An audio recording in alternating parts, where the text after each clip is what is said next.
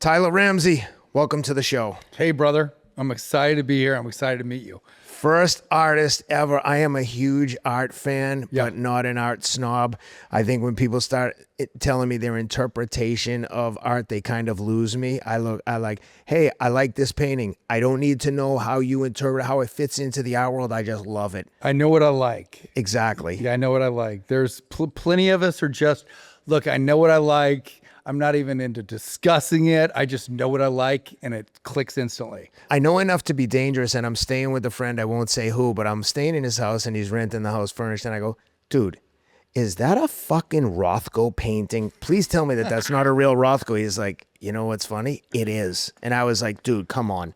And it's an insane story, but like that's an example where if I told my wife, she'd be like, how do you know a Mark Rothko painting? I'm not like an art collector. I'm not like wealthy enough to have that kind of art, but I have a weird like ability to remember things like high-end women's handbags. We don't have them. We don't collect them. My wife's not into that, but I'll tell her like, oh, look at that girl. She's got a Birkin bag and Payless shoes. It makes no sense. And she'd be like, how the fuck do you know either one of those things? And I'm like, I don't know. It's a blessing and a curse. And the same thing with art.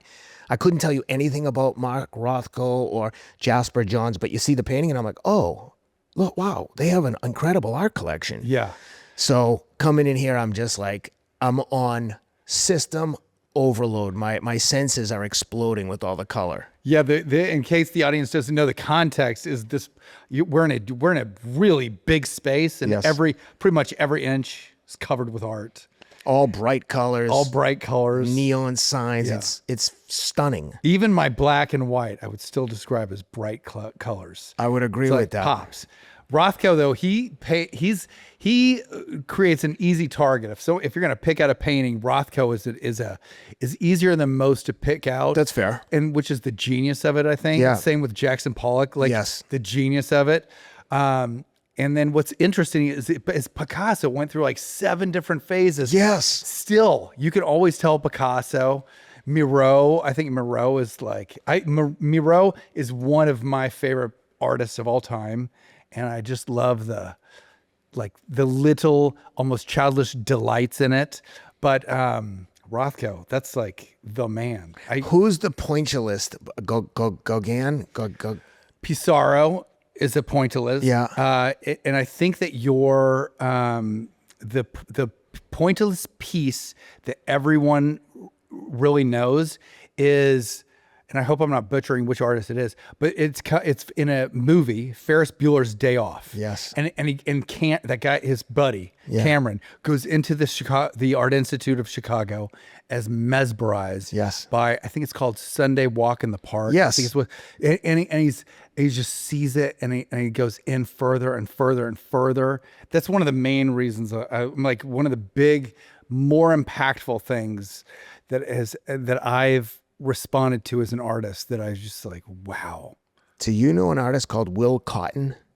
Will Cotton? No, huh? He paints like candyscape art. He did, if you know, Katy Perry had an album cover where she's laying kind of nude in a cotton candy cloud. It's like a pink cloud, but people who know Katy Perry will know this. But anyway, I've just been following him. His stuff's too expensive for me. Like he would paint a model in his studio, real model with a wedding cake on her head, for instance, and he would mock it up and paint it. It's really like whimsical and cool, but it's gotten very expensive. But I just love it. He's one pop artist so a realist painter. Yes, but then he sets up these. He creates cool the vignettes. settings in his studio, like nude models in like Candyland settings. Really like fun. But in a lot of ways, it's like a lot like this in the sense that it's really bright colors and really captivating. And I just love it. I love everything about art, but I feel completely unqualified. Like if I go in a gallery, I always feel like the gallerist is kind of looking down their nose at me. Like if I'm not there to drop $100,000, they're like, it's like going into Prada. They're like, everybody does. Galleries are awful for art. Yes. Mostly. Yeah. There's such a weird vibe that happens.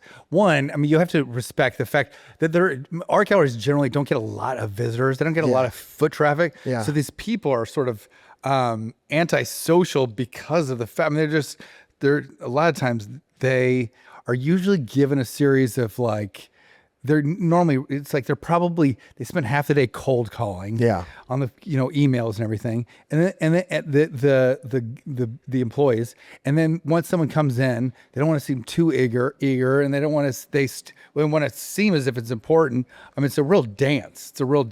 And they almost act a bit snobbish if you're not an art connoisseur, and they start interpreting the painting for you and start telling you what you should be looking for. And I'm like, motherfucker, I got eyes. I can see what this thing. Yeah. It's like a real estate broker saying, look at the view. The view is stunning. I'm like, don't tell me anything else. Like, I'm not blind. I can see what kind of like baseboard it has. I can see the view. Like, stop selling. Let me look. Let me appreciate it. So, sorry if I'm boring everyone with my art diatribe. No problem. We were connected via my dear friend Rob Moore and Andrew Huberman, friends plural. Legends. We were connected through legends. That's right. Yeah. So I'm in LA doing some promotion stuff for my book, and I said to Rob, who first person comes to your mind? I need a great guest for the podcast. And Rob said, Tyler Ramsey, and you're going to love him. He knows I like art. He's like, if you're interested in some of the stuff that we discussed while I was with him, he's like, you have to have Tyler. And I was like, set it up. And I just, for the audience, like, and what I told you, I don't enjoy interviews when it's so obvious that the interviewer has over prepared, and I could almost tell you everything about the guest before I get there. Like I don't want to. My goal isn't to impress people with my intellect, how prepared I am. My goal in this podcast is for people to learn about you the same way I'm learning, like two guys having a conversation. I know enough about you to be dangerous, and now I want to hear from your mouth what the talking points that I've heard, which are effing crazy. Yeah. Let's get into your background. Where'd you grow up? Tulsa, Oklahoma. I spent most of my formative years growing up in Tulsa, Oklahoma, which was a killer place to grow up. I was born in San Francisco. Yeah. I only spent a little bit of time there. And my family moved to Oklahoma City because of oil. And at a really young age, I was like in second grade, my father shot himself in the head. Oh, he was a Vietnam vet. There was just a kind of a tornado of events that came together, and he shot himself in the head. He had PTSD from Vietnam. He just saw all kinds he had 2 Purple Hearts. He saw tons of action, too much, and he couldn't get a lot of the images out of his head. It was really rough on him. And he was going through a divorce, and he was drinking, and he was cleaning his guns, and all that stuff together just created a situation where he was able to act impulsively and shot himself in the head, in the brain, but he lived through it, and he was mangled as a result. But he was intact emotionally and intellectually, which was really wild. But physically, he had handicaps similar to what a stroke victim would have. So he wasn't the same father figure that I kind of was expecting in second grade. But I had a relationship with him that was lovely. But suicide is something that runs in my family. His brother later on killed himself. Didn't want to make the same mistake. Shot himself in the heart with a shotgun. And both of these two guys were so wildly charismatic. And for a long time, I had this really kind of, thing where I always felt like I was supposed to kind of have live an exciting life, so exciting that it would be enough for 2 people. Because I always felt I could just kind of sense that in some ways, it was never expressed to me, but I thought, if he is trying to live through the things that I'm going to go through, since he was kind of cut short, I want to make him interesting. So it was like a really motivating thing for me for a long time. For a kid in the second grade, this must have been like overwhelmingly difficult to understand. There's no way you could comprehend that. And no, it was a horrible thing. I didn't even come close to understanding what the deal was for years. And my parents, or I should say my mother, I think this was probably the best thing. But for the longest time, she sort of explained it that it was this accident that occurred. Yeah. And there were some other things where it's like, even, there was like fighting that was happening and all kinds of other stuff. And for the longest time, I thought I don't really even know what was the true part of the story or what wasn't.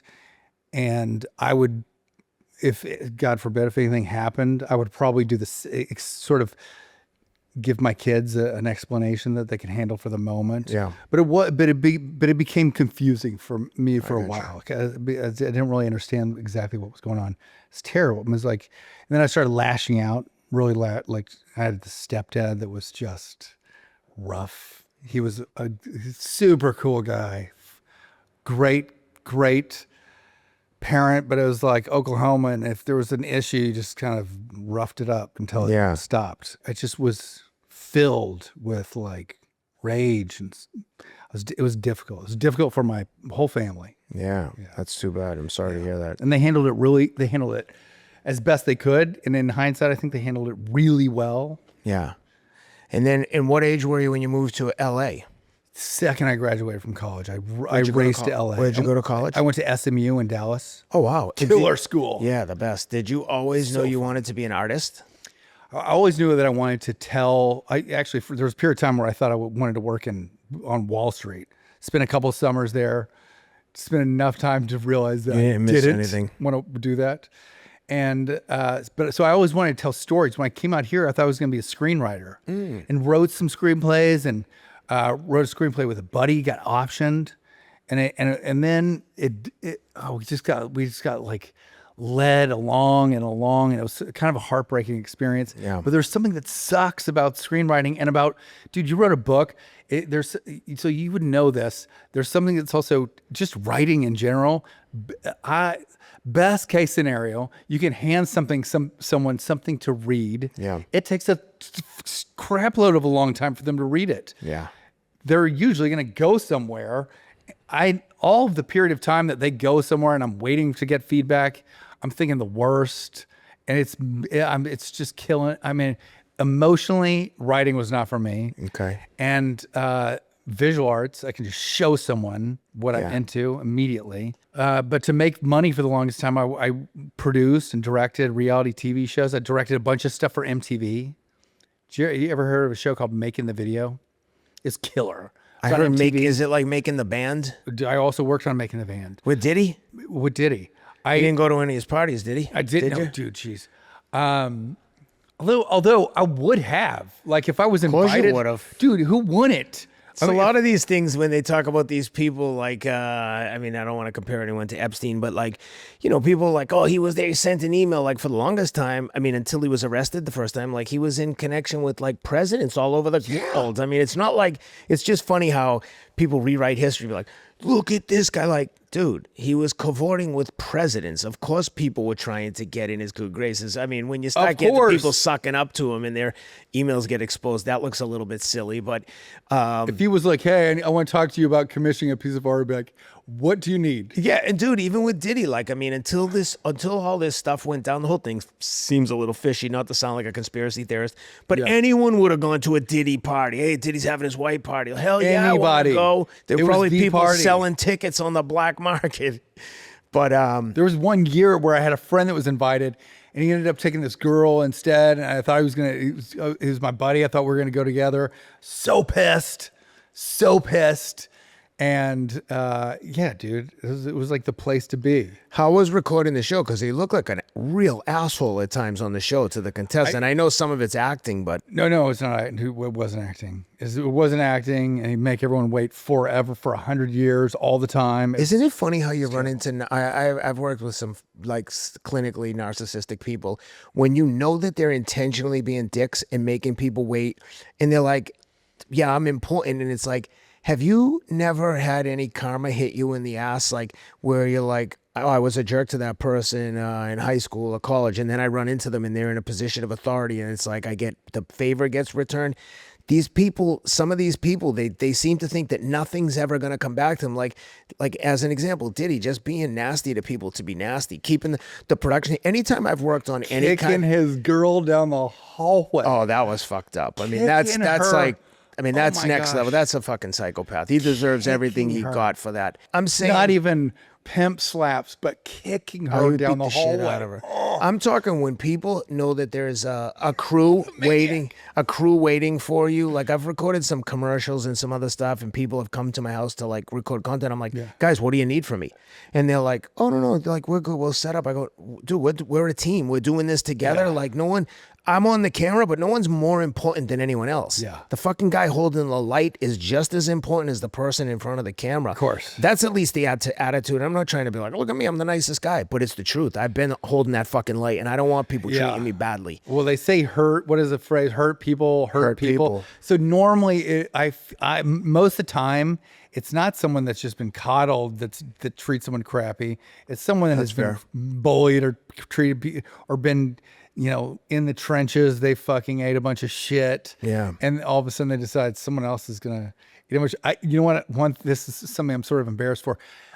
While I was in school at SMU, I was in a fraternity and there was hazing. Oh, they're crazy. And I got hazed worse than it for whatever. I think it was entertaining to haze. Yeah. And I was just, at one point I was like giving up a ton of acid, locked in a crawl space under a house, fucking beaten, and and it's like all these like near blackouts active just went fucking crazy on me. It was crazy. Oh my God. So when it was my turn to haze, instead of thinking, oh, I know what it's like and it's not fun, I'm gonna be cool to people, I wasn't like that at all. I was like a maniac. Oh my God. I hazed. And especially those southern schools too. They're a little bit extra crazy, I think. Oh, we were expelled from campus permanently for hazing, fighting, all kinds of stuff. Jesus. But it was a great time.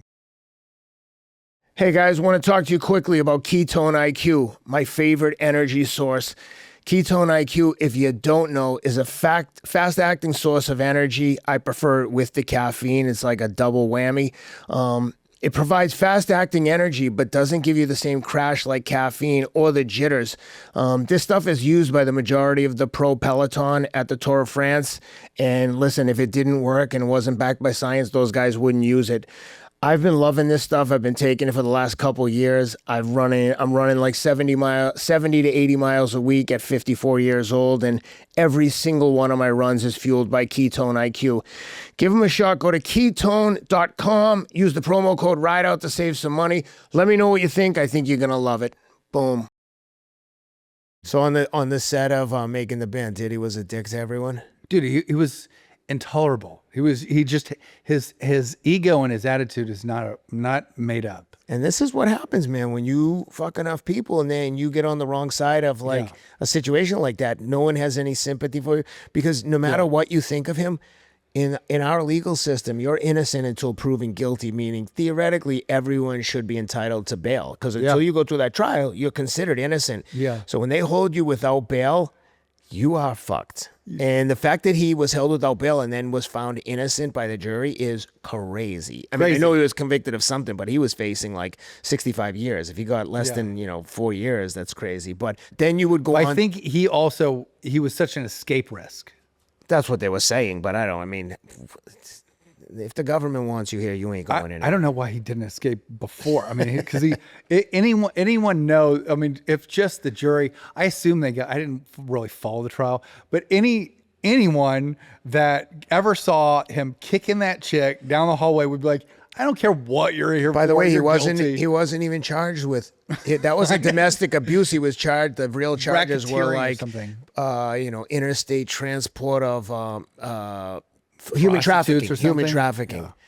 So the domestic abuse charge wasn't even a thing. It was like, he domestically abused that girl, but the charges were, anyway, the guy's a fucking lunatic. So he got no sympathy from anyone, but you went on to do, was it Survivor?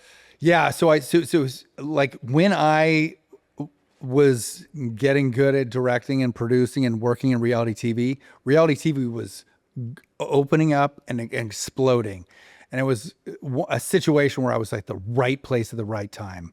And I could feel it. Like I knew that it was a moment. And sometimes you can be in the moment and not really be aware. Like this is I was aware of it. Yeah. And the opportunities were all over the place.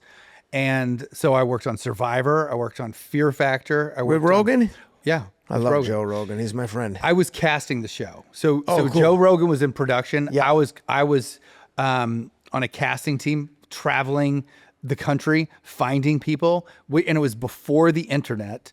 So I would like have these open calls at like a bar in like Florida.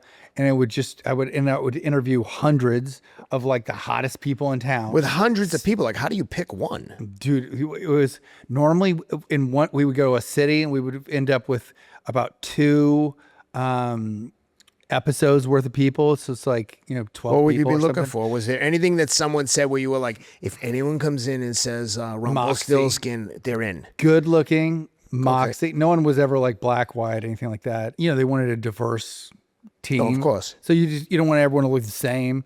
So you kind of want to, care. You want someone to come in and character. Dude, it's the best job ever. I could sit down with someone and go, "Hey, what's up, douchebag?" And 1 out of every 15 would come back at me and be like, "Who do you think you're talking to?" And I'd be like, "That's what we're looking for." If someone said to me, I'd be like, "You want to fucking smack?" You would be chosen. You'd be chosen. That's what we wanted. That's awesome. Yeah. So if someone were going for a casting right now for a reality show along those lines, what's like 2 or 3 tricks you could tell them, like, make sure you do X, Y, Z, just from your experience, top of your head? What should I do? I'm going for an interview for a new Survivor show. Yeah. Okay. So the first thing you should do is like identify there are things that are different about you than the other people around you. And you need to make sure that in a minute or 2 that you get those across. Okay. And you need to do it without fronting a personality that's not you, because that's just going to seem phony. Okay. So, and if you don't know what's different about you, then don't even bother with the experience. Gotcha. And it's like, we're both grown ups. It's like we've lived our whole lives. And if you haven't figured that out, then, I don't know, do some more work on yourself. Yeah. And if that's too complicated, then tell them why you want to be on the show and just have a great time with it. And so those 2 things feel like they're not really direct, and it's not, but those are actually the keys that will get you on. Gotcha. Yeah. While you're casting this, you had a extensive career with drugs and alcohol. Yeah. And while you're working in reality TV, are you still in the throes of like party life addiction? Dude, party life. It had turned from it had actually changed from party life to almost just something I was kind of managing, maintenance. It's like the reason that one thing that got me like, it's difficult to make a jump from one position to another. And at one point, I went from being a crew guy to being someone that could interview people and direct people on camera. And it was because I spent a year working for this internet company that I would produce and make my own videos. And it was kind of like a pre-YouTube. Yep. They just blew all their money too early. Otherwise, I'd be a billionaire. It was amazing. It's called Load TV. And I produced my own content. It was killer. And I would do extreme sports, or I would interview celebrities. And I got the job because I was like on ecstasy at a Chemical Brothers concert. I was having such a good time. And the CEO of the company was like, "Dude, you're fun as shit." He's like, "What?" And then we talked. He's like, "What? You have experience like in production? We could use someone like you." So I've had a lot of victories as a result of drugs. And I've had I feel the same way. In a lot of situations, parties, met people that were important to me, like that really helped me. A lot of this art that you see, it's taken thousands and thousands and thousands of hours. Some of it I could never have done without mountains of Adderall.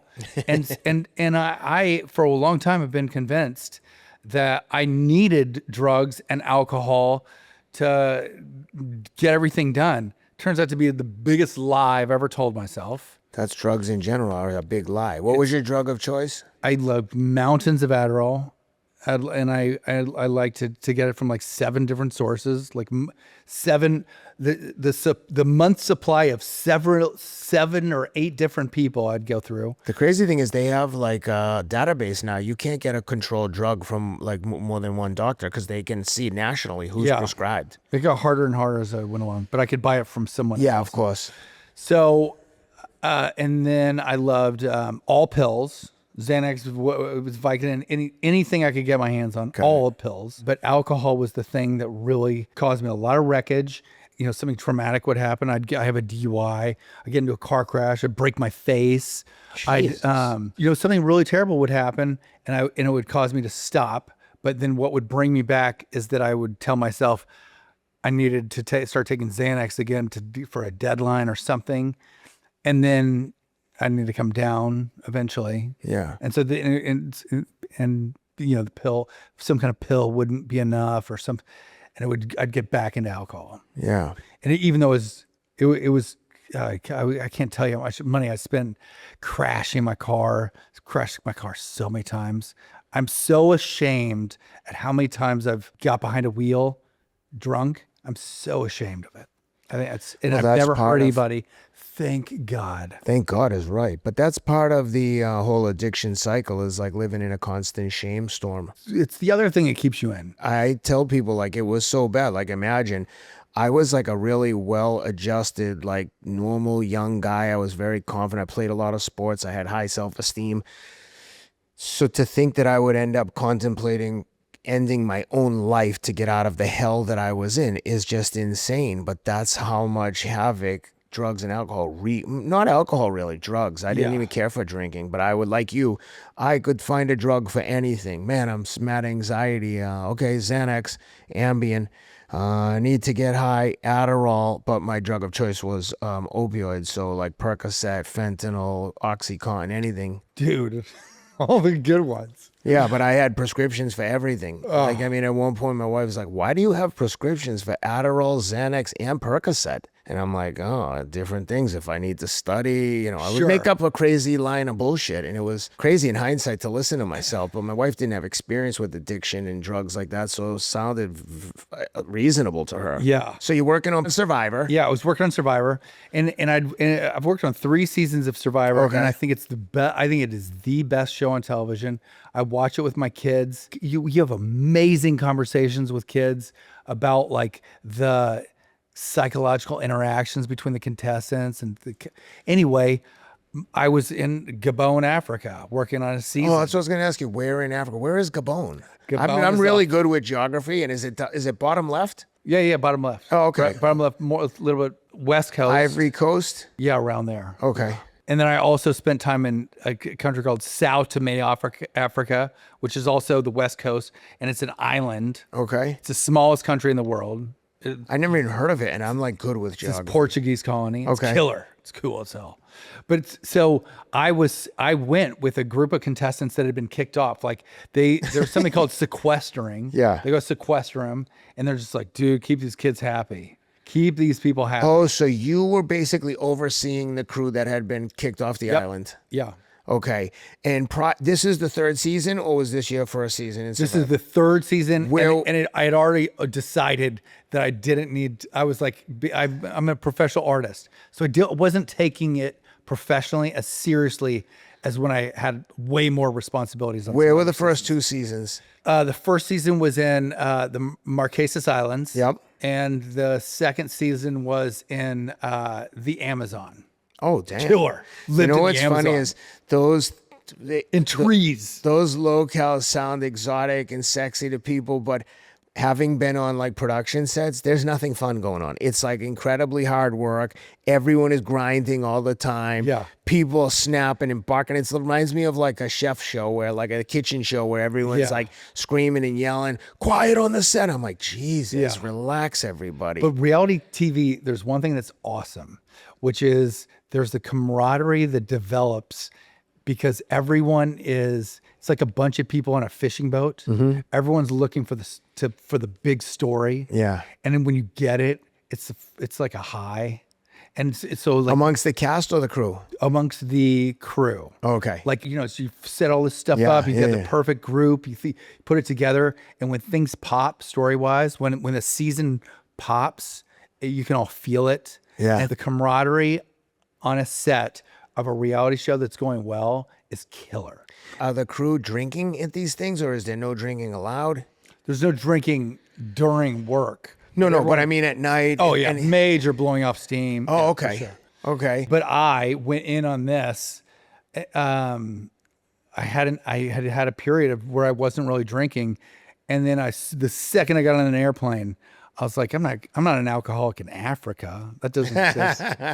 and went on this like really hardcore, just drinking nonstop. Jesus. And then I was, I was kind of dealing with this group of contestants, and they'd just been kicked off, so they were all in party mode. Okay. And this is in Gabon. So this is season 3. You're on a bender. You're drinking every day, and they send you drinking with during the day. And they send you with the cast-offs to a separate island where you're not recording. You're just monitoring these kids, but they can't send them home because the show's recording, and they don't want people to know. Oh, Joe got kicked off, so we know he ain't winning. Yep. Okay. And now what's going on there? Are people like We're partying, but no one's like, hey, how can I get back on this show? Or are people like, I blew my shot to be a reality TV? We're all partying. One of them's super depressed, and I have to deal with that a little bit. But for the most part, we are partying. Okay. And having a freaking good time.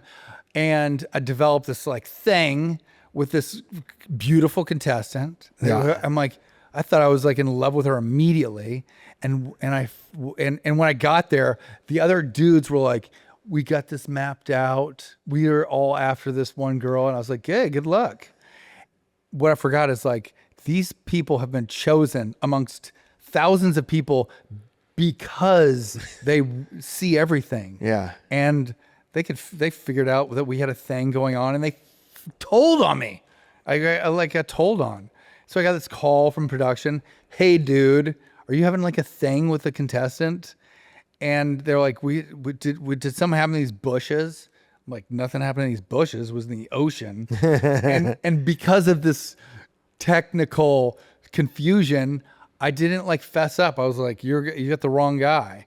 And instead of really taking any responsibility, I decided to just like disappear. And I like ran off into this jungle. And I found this dude, this like translator. And I was acting like such a child. Like, I'm going to run away and go missing. And then they're going to have to look for the missing crew guy, and they'll be sorry. And I found this guy to help me around, a translator. Turns out that guy was wanted for abductions. The guy that I hired men or to women? hide me, a man. No, was he wanted for abducting men? I don't know who he was wanted for abducting. I just know that he was. I'm confused. So you run off into the jungle on this African island. Yeah, like ran away. Okay. So you run away like, I'm a big baby. I'm not going to deal with this. Yes. And they'll all see that they shouldn't have F with me, and somehow they're going to be like, Yeah, they'll be sorry. okay. And now explain to me, you're in the jungle and you run into a stranger like a fucking bush person? Yeah, like a strange local guy. And where's he? Not as okay, but he's living in like a bush house. person. He's not living out in the bush. He wasn't living. He's kind of like a street kid. Okay. And is it a city setting, or are you out in the jungle? It's like a little town, a village? A little town. To say it's a city, let's call it a village. A village, okay. It's village. It's all very village. I'm just imagining you out in like the African bush, and you come across a guy like living in a tree. He's like, hey. Think more jungly. Okay. But I mean, you're kind of right. Okay. Found this guy, and I'm like, dude, you speak English? No one speaks English here. Will you help? I want to stay hidden for like a week.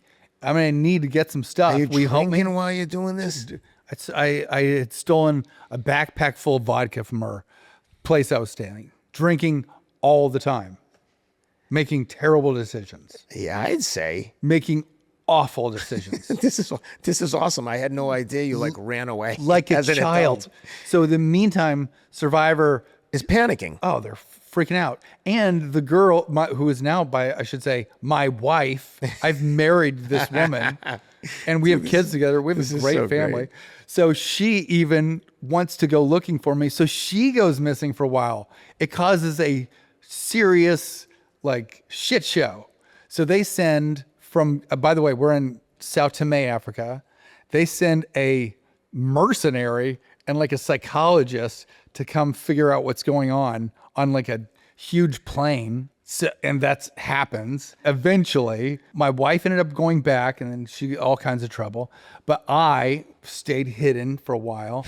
But eventually, I needed more alcohol, and so we came up. Me and my translator popped our heads up into this village, and they immediately, everyone was talking. I was like the only white guy in town, and there was kind of an APB, find this white guy, and they found me, And they asked the guy that I was with some questions. I couldn't understand anything. And they got really pissed off. And they ended up taking us to a jail in the Is town. the translator drinking with you? Are you He's guys not trying to drinking score with me. drugs? He's not drinking with me. I've given him some money. He's trying to milk you for money. Yeah. Is he being nice to you or is he plotting? He's being super cool. Oh, he's just super like, cool. To him, it's novel, right? Oh, I'm hanging out with an American guy in the friggin' no man's land, It's like, Africa. this is the weirdest situation that's ever happened to me. Yeah. Yeah. This is so weird. And I'd also stole like a tuna salad sandwich and I gave him half of it. He ate it and he was like, it was as if it was the best food he'd ever had in his whole life. And where are you guys sleeping? We stayed, it was a really short time, but we kind of just passed out in this jungle on the ground. As soon as we popped up, these cops found me and they put us in this van after some questioning, and we went to this like little jail, and I didn't know what was going on. And then finally, the mercenary that Survivor had sent had showed up at the jail and was like, "Hey, man." And by this time I had sobered up because I was in this little jail, and I was like, so sorry. So I was so sad. I love Mark Burnett, who's the EP of the show. I think he's great. When he finally talked to you, was he like, dude, what are you doing? I didn't even talk to him for a while. He was so pissed. But I did talk. I ran into him. But you were senior enough on the show that you were in communication with the main man. Whereas Yeah, you could easily be like, I was in communication with the executive producer. okay. And he was like, dude, just get some help. And they had me go back with the psychiatrist and the mercenary and go directly to rehab in America. That's what the agreement was. Okay. And had you been to rehab before? And I've run into Mark Burnett at I ran into him at like a charity function, and he was awesome. Yeah. He was so cool. I was like, we're married. It was worth it. I'm sober. Hey. And he was so nice. I think the dude is the ultimate class act. Hey guys, want to tell you quickly about Row Nutrition's NAD+, one of the greatest energy sources I've ever tried. NAD+, if you don't know, is the energy source for mitochondria. Mitochondria has been called the fuel cells of the body, so their function is critically important, and without NAD+, nothing happens. Prior to discovering Row Nutrition's liposomal NAD+, I only knew of NAD+ to be delivered via injection, and honestly, that's a bit of a pain in the neck and cost prohibitive. Row Nutrition has taken the stress out of the delivery system and made it cost effective. This stuff is awesome. I've been taking it for over a year. I'm running about 70 to 80 miles a week at 54 years old. And NAD Plus keeps me going. I take it every single day, first thing in the morning. Highly recommend it. Go to rownutrition.com. Use the promo code RIDEOUT to save some money. Again, rownutrition.com. Use the promo code RIDEOUT. Boom. So when you came back from that stint in Africa and go to rehab, is that your first experience in rehab? That was my first experience in rehab, and it was great, and it took for a long time. It kept me from drinking for a long time. But what happened is I went in there just thinking my only issue is that I can't drink. That eventually would turn into Adderall and pills to come down, and then it became, then when I want to have fun, I can take, Molly or something like that. And then eventually I needed alcohol to squash all of those when I needed to go to sleep. And so that was the first time I ended up having a DUI later, a couple of years later, ran to a tree, and then that caused me to go to rehab again. And I did the same thing. I just was like, I just can't drink. Finally, my wife gave me an ultimatum, was like, dude, I'm going to give you a third time, and this is it. And I went to this hardcore, like Christian-based recovery center, and it was the most difficult program, and it worked and it stuck. Hold on, explain to me when you say it was the most difficult program for people that don't have experience with addiction or treatment centers. What made it difficult and harsh? The previous rehab places that I've been were only for 30 days. One of them, we'd spend the day jet skiing, we'd go to therapy and everything, but I love jet skis, so that wasn't a big problem. I love And, jet skis. yeah. That reminds me of Kenny Powers Right, Kenny from Powers. Eastbound and Down. Great character. And then the other was it was at Betty Ford in the desert. It's a delightful place to get sober. It's so funny. Those places almost advertising for like repeat customers. Like, guys, it isn't that bad. Hey, you get a nice 28-day break. People feel sorry for you. I always think that like send someone to like boot camp. Make the it third like place was like boot camp. Okay. Betty Ford is sincere, and it should have worked, but I did not have the attitude of get off everything. Yeah. First place was a joke. Yeah. I hate to. My mom will watch this and be so mad that she wasted the energy sending me to a place, but the jet ski place was not going to work. Okay. But man, it So was the fun. harsh place, the Christian Rehab Center, and I want to talk to you about your faith journey. Had you been religious growing up or previous to this stint in rehab? I had been introduced. I would go to church growing up. What church? Christian Science. Okay. Christian. You know anything about Christian Science? You know what? I've been talking about this on different shows. I talked about it recently with Nick Bear, that I'm starting my kind of faith journey, and I'm just like exploring. And honestly, I think when I see people that are living a good Christian, what you would call a good Christian life, they have something that I want and some level of peace that I don't have. And I've resisted it for a super long time. And, I'll be honest, to a certain extent, I almost feel like some religious people that are super religious, it feels culty to me. But at the end of the day, if the only downside is that they're kind and they're culty and they're into their religion, but it all ends with like super kindness. And I tease my Mormon friends about this. I'm like, if you just describe the religion to me, no offense to anyone, it sounds crazy. Yeah. But I don't know a Mormon person that I don't admire. They're amazing. I'm serious. They're successful. I think of Mitt Romney. I think of the ones that I know, and someone's probably going to be like, I know a Mormon guy who sucks. I know a person of every religion that sucks. Yeah. But the point is, I say it with incredible like humility and kindness. Some of it feels culty. So I've resisted. But my wife takes my children, and I feel like I'm missing something. And when I told people that I'm exploring this, Tyler, the level of love and kindness that I have received from people, an effing pastor came and had lunch with me. All I wanted to do is like, tell me how you set up your church. How does it work financially? What's your incentive? Sure. And he was like, yeah, here's it. And he's like, yeah, I spent time in prison for smoking crystal meth, selling crack, doing heroin, doing this, doing that. I turned my life around, turned my life over to Jesus. I've never been better. Here's how my church works. We raise this much money. I take this salary. It's all accounted for. Yes, I have a house. The church has paid this. Yeah. But I just went through a whole breakdown. I'm like, what's the incentive? And what I realized, he's like, listen, I don't want anything from you. I want to help you find Jesus. And he sent me a bunch of books on Amazon the next day. He's like, don't read it all. Don't feel compelled. Here are highlight markers. Read what you like. Read a word. Read a page. Take your time. When you need or want me to come back, I'll come back, sit down with you. I'm not trying to sell you anything. I don't want anything from you. I just want you to explore finding Jesus. That's my job in life, and being of service to other people, like recovery. So that's a bit of a background about where I am on the journey. So I'm starting to explore it, and I'm like super interested in my youngest son. I'm going to get emotional saying this. My youngest son said, I went to church with them this past Sunday.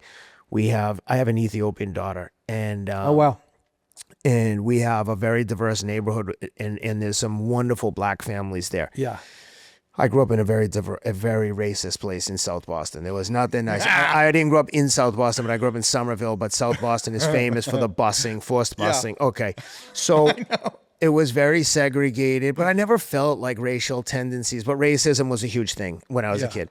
So when we moved, yeah, exactly. Exactly. So when we moved to Nashville, I will tell you that one of my concerns as like what I like to think is like a pretty like normal guy. Yeah. I'm like, man, my daughter is going to get to college and like she really doesn't know black culture, because we're friends with a lot of black families. And I can tell you that when enough black people are together and I'm the odd man out, I know there are things that like a white person just isn't going to know about things that go on in their house, like cultural things. No big deal. Yeah. And my biggest fear is my daughter gets to college and people are like, yo, this girl doesn't know whether to shit or go blind. She's completely out of the loop. She doesn't know any TV, like the TV shows we watch.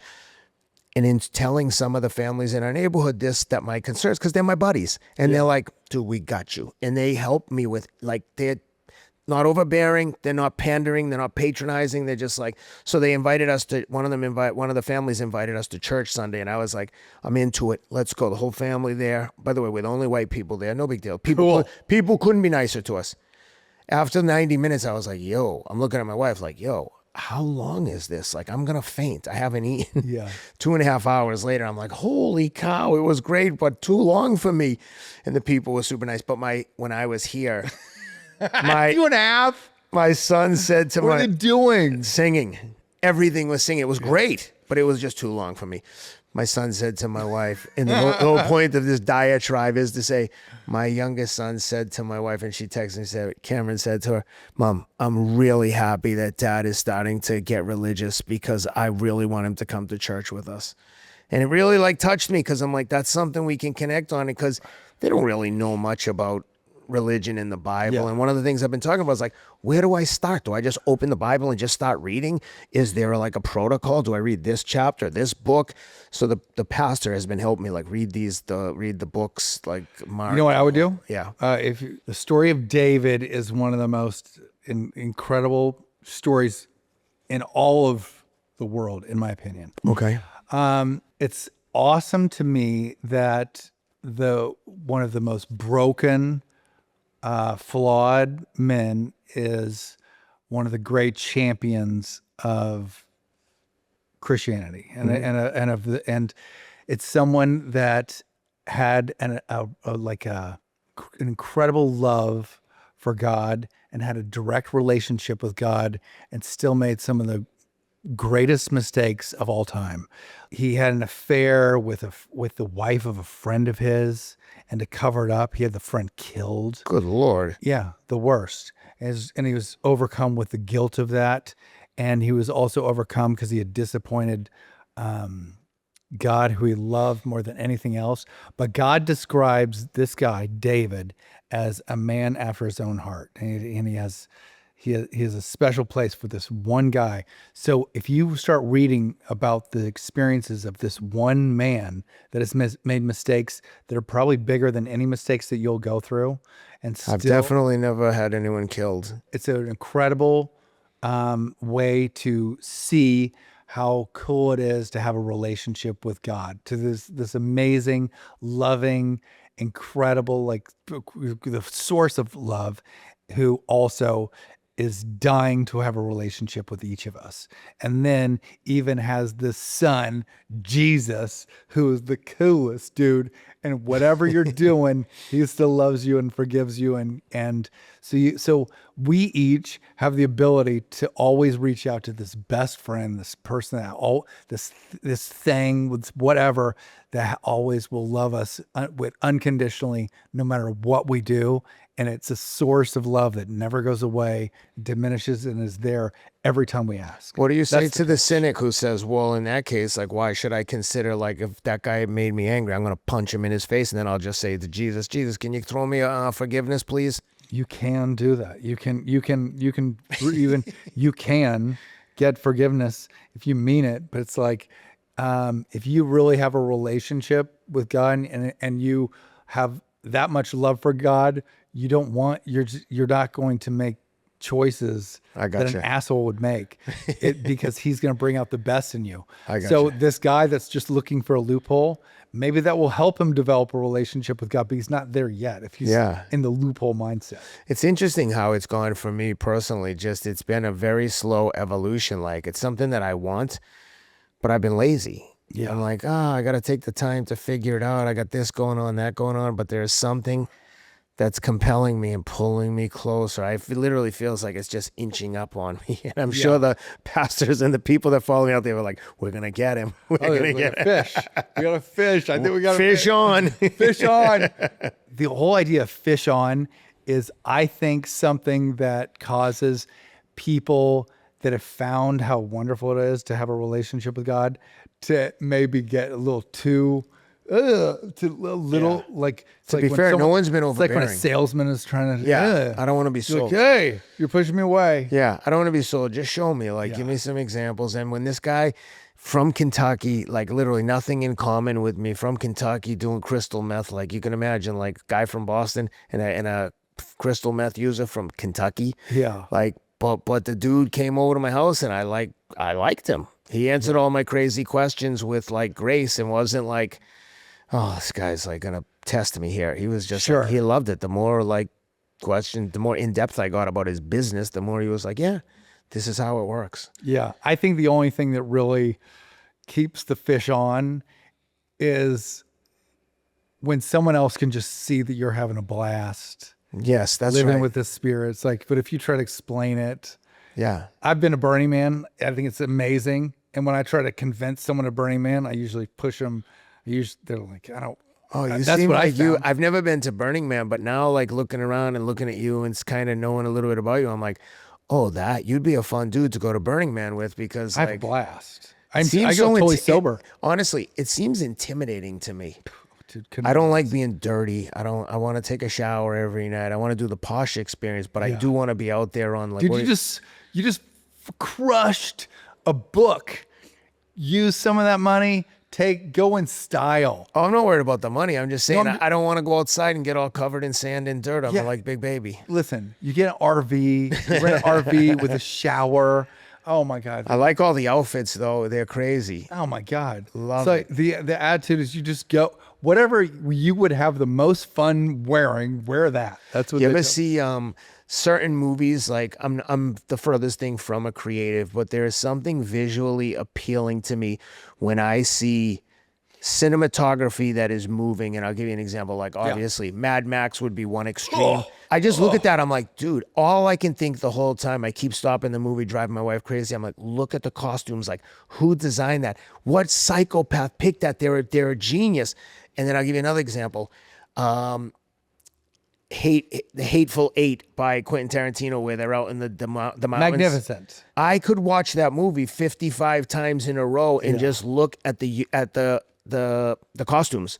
I'm like, dude, I love cowboy and Indian themes. I loved like the winter, the fur coat, all of it. Mad Max is a specifically killer series of costumes.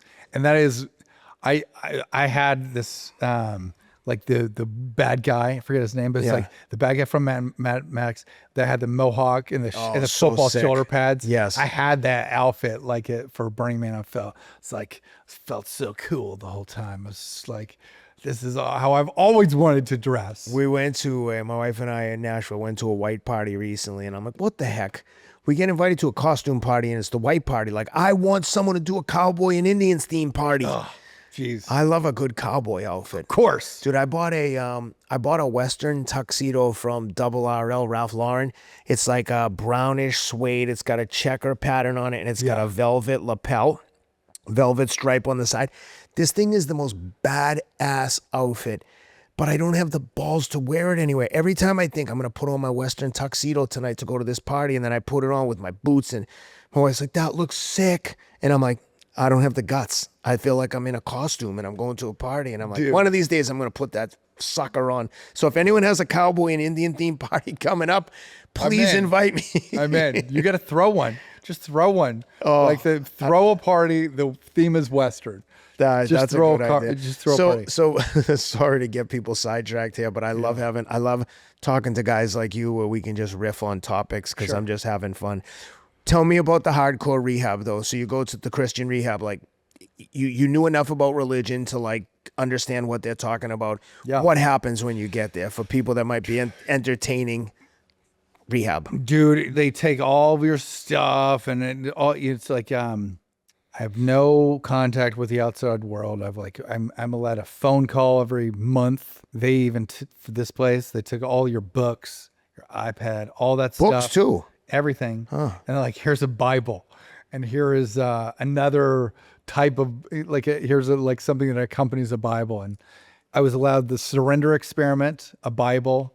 I was able to listen to a few churchy albums. One of them was Kanye's He has a Really? gospel album that is killer. Really? Yeah. So Dude, interesting. he used to be a hero of mine before he turned into this mega dick. Do you think that he's a mega dick, or do you think he's trying to get a reaction? Please don't tweet at me and fucking come at me with vicious comments. I mean, I'm just asking a question. Like, I feel like at times he might have mental health issues, and then I feel at other times he's trying to get a reaction to people. I completely disagree. Like the Nazi shit, I'm like, dude, you're just trying to be hurtful, and now it's crazy. Yeah. But go ahead. I think that he maybe feels that just being a dick is sort of an art piece in itself. That's something he's wrapped his head around, I guess. I feel like he's lashing out. Like he's very, He very clearly has mental emotionally health damaged. issues. He also, as a father, couldn't. I mean, it's like anyone that takes their beef into an online world is horrible, if you ask me. Like I think that it's there. He's just did enough where I couldn't be more disappointed. Yeah, And- no, I and- mean, you can't support someone that I even love his jokingly album. wears a swastika. That's where I was like, dude, why are you doing this? It's okay to dislike people, but not generalize the whole group. Yeah. Like those people, you think those people screwed you?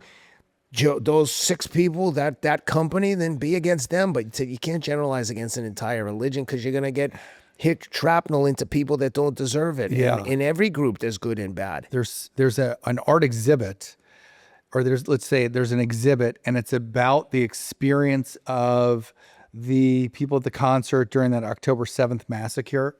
It's called the Nova exhibit. This guy Scooter Braun put it on. Yes. It's one of them, and it's like, it's heavy. Yeah. Heavy. And to say that I'm biased now is such an understatement. So I mean, it's like, dude, if you're going to bag on the Jews in a time like this, like, fuck you. Yeah. That's my attitude. No, I'm with you. Anyway, I was able to listen to his album, which was awesome, really helpful. But you know, I'm there with like, there's like this place.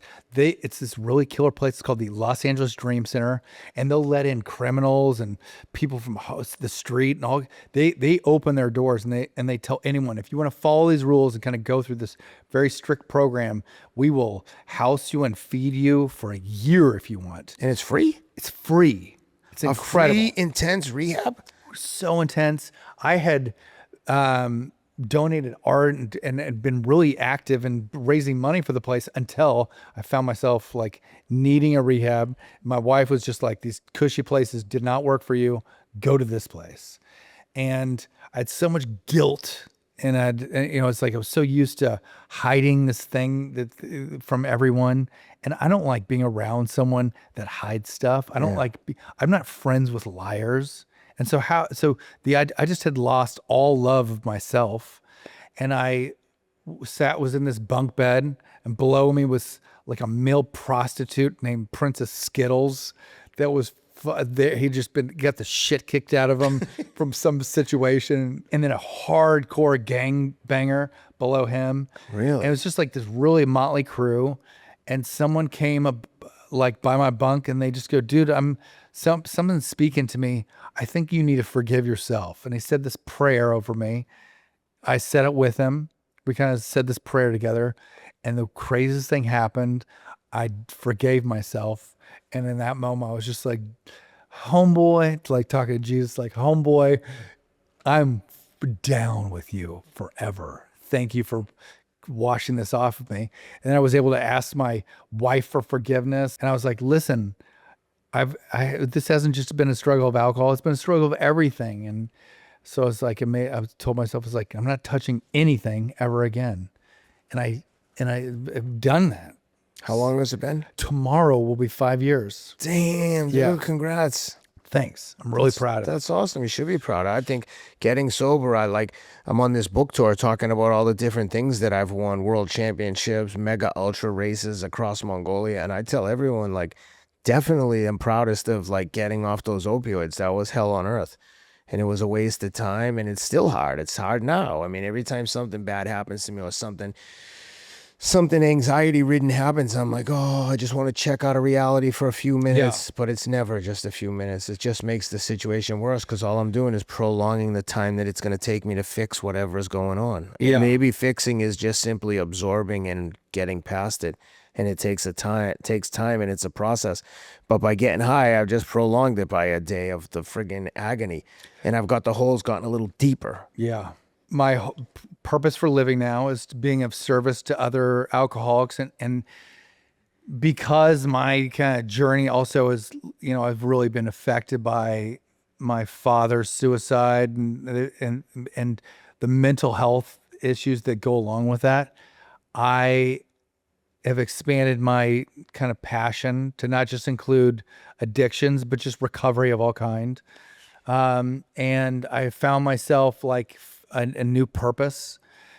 And it's also, fortunately, been an extension of my art. I've been very blessed that this like change of life works with my, it works with my family, it works with my career, it works with that. Like I have a podcast called Punk Rock Sober. Yeah. I think the most punk rock thing you can do is feel feelings. Yes. Without smashing them with alcohol, or it's like without hiding.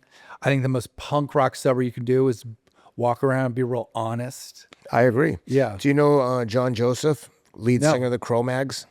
No. Back in the day, heavy metal band. He's friends with Andrew Huberman as well. He's like a legendary, like hardcore rocker, sober, vegan. Huberman has got dude, that guy knows everything about punk rock. Oh yeah. How did you meet Andrew Huberman? We went to a place called Hoffman Institute together. That's where you met him? Yeah, we went to this retreat. Oh my God, I have friends that have gone there. I went to Helped change my life. I went to on-site workshops in Nashville. On-site has an amazing reputation. It was incredible. Life changed my life. Yeah. Context for any listeners: Hoffman is a week-long program where you go and we all have some baggage and some shit we're carrying that we might not realize how heavy it is or even what it is. So it's an opportunity for you to explore what that is. And by the end of a week, you're able to drop some of that shit permanently. I had suicidal, I had fears that I would kill myself someday for my whole life. And that place got rid of them. I don't think I would have ever been successful in permanently getting sober if it wasn't for that experience, the relationship I developed with Christ. And there was something productive that I did, this one ayahuasca experience I did that was kind of really productive, but that wasn't enough. The Hoffman thing wasn't enough to get sober. What was finally this incredible spiritual awakening that I was able to have. But I think it was a 1, 2, 3 punch. It's funny, we're on like a very similar journey because I went to what I call on-site workshop. Is technically they call it a trauma healing center, and basically what you're going there to do is same thing what you described, but focused on like, why are you feeling these feelings? Where are they stemming from? And analyzing like childhood and stuff, which on the surface I would never have considered. Yeah. I knew my childhood was effed up, but I never thought like, let me like really look at this deeply. And when you're in it, it's like rehab. The reason rehab works is because that's the only focus. You have one focus, staying sober. Yeah. So it's easy to stay on the path more or less versus being at home and trying to be sober day to day. Unless you change something dramatically, it's hard to do that. Otherwise people would be getting sober wouldn't be such a novel idea. Sure. The on-site, it was only 4 or 5 days, but it felt like, when I was signing in, it felt like 6 years. It was very intimidating. And like you, I met a really great friend, Eric Decker. There, I write about him in my book, and it was who was an NFL receiver and very famous, like super handsome dude. He's just a cool guy. Yeah. And we have a lot of like really good friendship now. So now I've done all that. I tried DMT. That was kind of helpful. There was some benefits there. And now I'm talking to Ambio Life about going to do an ibogaine experience. Talk to I've connected you with Marcus Capone. Talk to him. Yes, I'm going to talk to Marcus, and I'm in touch with the CEO of Ambio because his head of business development or someone reached out to me about having the CEO on my podcast, and I said, I'll do you one better. I'll go do it, and then we can do the interview about ibogaine. So, a lot of parallels between our stories. I think so. I just referenced a Navy SEAL who has spearheaded the recovery from PTSD and addictions for these really high-performing special forces community. Yeah. Using Ibogaine treatment, which was really controversial. Yeah. And all of a sudden they realize how productive it is. I think that what that guy is doing is more interesting than anything in the world right now. Yeah, I I agree. think he is leading the charge of a mental health golden age. And I think there are so many exciting, incredible ways for people to ditch this trauma. And I think the ripple effects of generations going forward that won't be dealt this like generational trauma is incredibly exciting. Yeah. like I'm with you. I'm excited, but I'm also scared shitless. Like this is not something I'm Sounds doing for intense. fun. I'm like nervous, scared. But I know that when I see what people have gotten out of this treatment, has appealed to me. So super excited about I'm that. finished doing anything like that. I'm excited that I have had all of the experiences that I've had. But it took me trying everything, experiencing a rock bottom, all to get to a place where I'm pretty happy. That's good. And I have a terrific relationship with God, and I have had this spiritual awakening where I wake up and I'm excited to be present and aware. So I have no intentions of doing anything that could alter that, but I'm equally excited for all of the people that haven't found something like that maybe these other experimental options might be just the blessing that they need. Whether it's my training, recovery, or work, it all depends on how I fuel myself. That's why I love Athletic Brewing Company, the nation's leading non-alcoholic brewery. Launched back in 2018, they've completely shattered expectations for how great non-alcoholic brews can taste. The stuff genuinely tastes awesome, and their NA brews aren't just for the sober. This is truly great near beer. Whether you're not drinking for a round, a day, a month, or forever, with over 25 styles brewed each year, Athletic Brewing has got something for everyone. Personally, I love the Run Wild IPA and Athletic Light. They've become part of my routine. No hangover, no compromise. So whether you're looking to buy online or in person, go to athleticbrewing.com. If you're buying online, use promo code RIDEOUT for 25% off your first order. That's athleticbrewing.com, code RIDEOUT. Athletic Brewing Company, fit for all times. Let's talk more about art. Great. What do you think about? They just said that they figured out who Banksy is. I don't want them to know who Banksy is. I like it. I like them not I saw a knowing. photograph of him. He looks like he works at a gas station. I don't want to know who the guy is. There's I don't something. wanna know. There was something cool, like when he shredded the painting, when he pops up and starts doing art around LA, and everyone's trying to find him. It's like trying to find a leprechaun. I'm like, I like it. I'm gonna stop looking. I'm gonna stop opening articles because I saw the photo I saw. I'm like, oh my god, looks like a baseball coach. Yeah. It's not. I'm like, dude, what I've built in my head is way cooler. And dude, and what an amazing influence on art that guy has been in general. It's like, whatever. I don't want to know who it is. The thing I love about him is it's not like he's making this like fine art like a classic artist. His art has like incredible messages in him, and it's so freaking creative. You know what I mean? Like a person throwing like a bomb or throwing flowers. It's like it just gets you thinking about everything. But then the whole process, the entire process, the fact that it's this kind of secret thing that he does, the fact that it has to be hidden and it's at night, and then there's a whole adventure involved. And the killer thing where he, at I think it was a Sotheby's auction. Then the thing shredded the painting. They announced the winner of this awesome. multi-million-dollar Banksy that's in a beautiful like gilded frame. Soon as the auction closes, all of a sudden it's on a motor, and the canvas drops down, and there's a shredder at the bottom, and all that comes out is the shredded canvas. So cool. Which I'm sure that they then glued together piece by piece and put it back together. But it was just so cool. It's like, oh, see you later, suckers. It's like that exit through the gift shop. It's an amazing documentary. What was that guy's name? Terry. No, what do they call him? Mr. Brainwash. Mr. Brainwash. So it's like, what's your take on Dude, that? I've met that guy. He delivers. He's every bit as interesting and colorful and cool as You would hope that guy delivers. Do you think he's just like an eccentric putting it out, or do you think deep down he's like a Sacha Baron Cohen? He's like, these people are stupid. I'm just making the stupidest art and selling it for millions of dollars, and I've got them all duped. Yeah, I think that I think his intention is noble. Oh, I think he wants to have an exciting life, and he has figured out a way to have a great adventure. But couldn't you see the story being the other way around, where you're like, this isn't the greatest art. Like, he's not a master painter, and he's making this pop art, and people think, whoa, it's Mr. Brainwash. It must be great.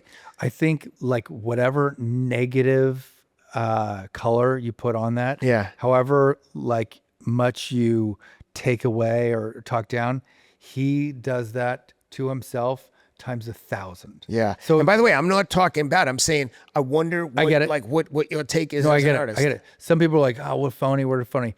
The interesting thing I think is that I haven't met him. I mean, I know I have met him. We didn't discuss this. Yeah. His own voice at times is probably harder than any critic could ever be. Yeah. But overall, I think he wants to deliver an adventure to the public. That's his big goal. Yeah. So probably both are true. Yeah. I was telling someone, I was running with Rob Moore this morning, and I was saying when I worked in New York back in the day, I worked at 9 West 57th. Yeah. And it was owned by Sheldon Solo. And he had one of the greatest art collections in New York. And he had a real estate empire. And one of the things that he did in 9 West 57 is in the lobby, he displayed fine art. So you could look through the window. You couldn't go in. There was no signs. It was just, there must have been some tax benefit to displaying the art in the lobby. And it was high-end art. Rothko's like, and in the lobby, as you went in the elevator bank, there was a tall, slender, super skinny bronze sculpture. And I didn't know what it was. And it was just, it was cool looking, just a, big bronze sculpture. So one day I'm in the office in that building and I'm reading a story like Giacometti's sculpture trades for $135 million. I'm like, holy shit. I say to the guy next to me, I go, dude, this is a Giacometti sculpture. The guy has one in the lobby. When we rushed down there, I'm like, I want to take a picture of it. Gone.